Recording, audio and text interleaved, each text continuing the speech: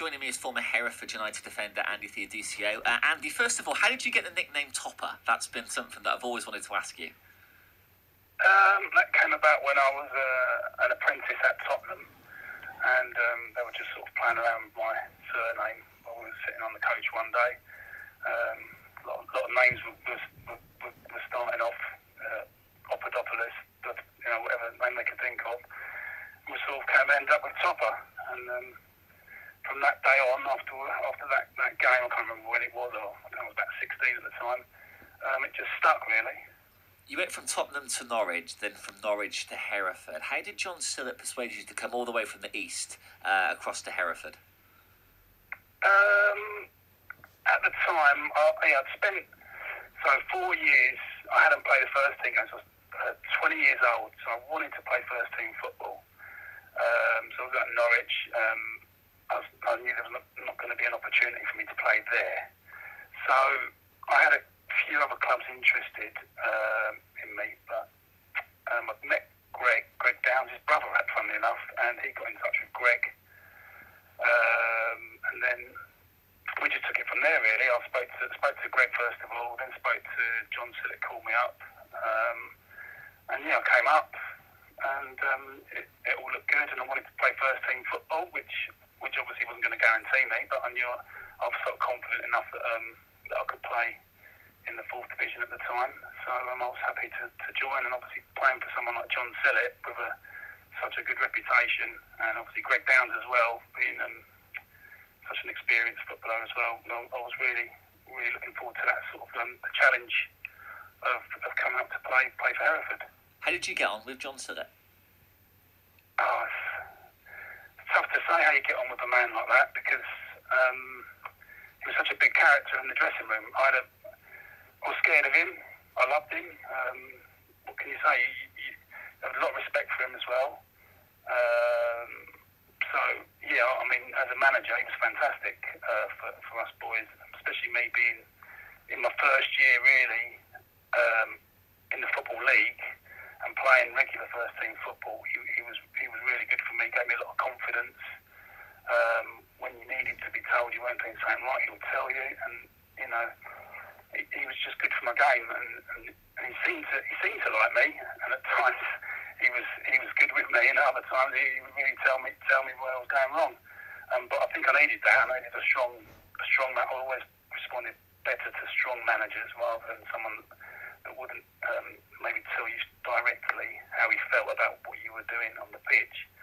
I can't speak highly enough of him and how he helped me, and even a lot of the things that he showed us in training and tricks and ways to defend. I still teach, sort of, when I'm coaching kids or whatever. I would pass that on to them, because there's stuff that you can't forget, that sort of stuff. It was invaluable to me. That sort of gave me I had a grounding at the other teams, but that was a basis that took me on another level of someone that actually had a real knowledge of football, tactics, and how to play in each position on the football pitch. And that's how highly I rated him as probably the best manager I've played under for nearly 20 years of playing football. How was he different to Greg Downs? Because Greg came in the following season. Me and Greg didn't get on so well, but I felt he had an impossible job.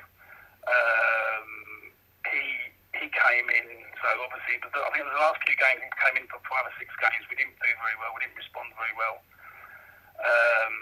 So he was made player coach. So he was player coach, assistant manager, coach, fitness coach. So he did everything. He had an absolutely impossible job at the time. I mean, looking back now, I think the experience, he didn't have a lot of experience in the dressing room either, because a lot of the boys that were there the year before that had the experience, maybe it could have helped him if he let go. So I just felt he could never fulfil how good he was going to be, because I think the job was was almost impossible, especially with him having to play as well as manage, as well as try and coach the team and all the other things that go with being a manager.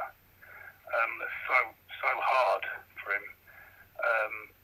That it was never going to be a job that I think he was, especially with his first job, that he would be successful, because it was so difficult for him, I felt.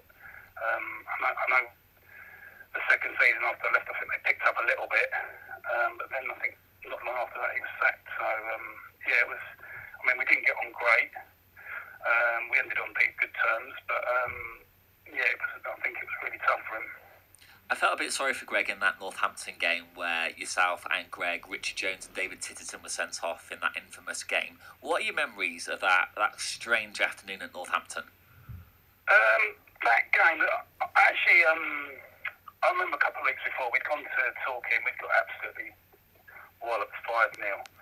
And we'd had a meeting, and Greg basically said, we've got to toughen up as a team, everybody, and that came from the defenders, midfield, up front, everyone's got to toughen up, he said, we've got to try and be a bit stronger, and I think that day, we took it a little bit too far. I mean, it was a normal game up to that point. It was sort of, there's not much happened, it was 0-0. I can't really remember much going on, just the normal tackles, and then there was a little bit of a tangle in legs with me and their striker on the edge of the box, and I sort of dug my foot into his thigh, as you do sometimes, and I got caught. The referee was brilliant. How he spotted it, I don't know, because there was a load of bodies around me. I thought he was never going to see it, and so I'm off, and so I've gone into the dressing room and sitting there and I'm thinking, what's going on here? A few cheers. I thought, maybe I think we'd scored. They scored from the penalty and then we equalised. I hadn't realised that Greg had got sent off, because I was already down the tunnel by the time he got sent off. I think it was for descent. So I didn't realise we were down to 9 men. Then, I mean, it was quite early when we both got sent off. I think it must have been at least 25 minutes ago, because I managed to have a shower, get changed and put my tracksuit back on. So when I'm sitting there waiting for everyone to come in, David Titterton's coming and he's swearing, throwing his boots around. So I said, what's going on? He says, 1-0. I said, 1-0. Oh, brilliant. I said, what's the matter? Did he take you off? He went, no, I've been sent off. So I thought, oh wow. So I walked down the tunnel, and then Richard Jones is walking past me. And I said to him, what's happening? He's taking you off. And he was the fourth one to come off. I couldn't believe it. So by the time I walked out to the tunnel, I hadn't realised Greg had been sent off either. They're all coming off into the game, and then it was only after the game we'd gone in the barn, someone had said we'd had 4 players sent off, and there was so much going on the day, I didn't realise that we got a draw, and it was, that we ended up with 7 men on the pitch, and it was a really strange afternoon. But when I look back and watch the video, I've watched it a couple of times, some of the tackles that were going in were horrific. Obviously, straight reds as there would be now, and I think, possibly a couple more could have got sent off as well. So yeah, it was a really, really weird, strange day, that one. You left Hereford at the end of that season. Are you still involved in football? Well, I left Hereford and I went to Cyprus. I had a good offer to go and play over there. So yeah, a couple of years of professional out there, and then I came back. I played in the conference, and then had a few non-league clubs. I actually went back to Hereford with a team called Halsey. I don't know if everyone remembers that.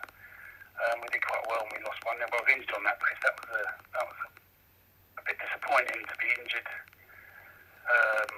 for that game. Yeah, so I had a few non-league clubs. I had a few coaching roles as well in non-league football at Halsey and Hemel Hempstead. And then recently just been coaching my son's team. But no, I've gotten back involved. The main reason being to get back to, say, the level of, say, the Hereford team, to be a coach. It's a lot of hard work, I think, and you don't get very much reward in the lower levels to actually prove yourself. And it's a lot of work, and you need a lot of enthusiasm to go and do that. I don't think I've got enough enthusiasm now to try and get back into football.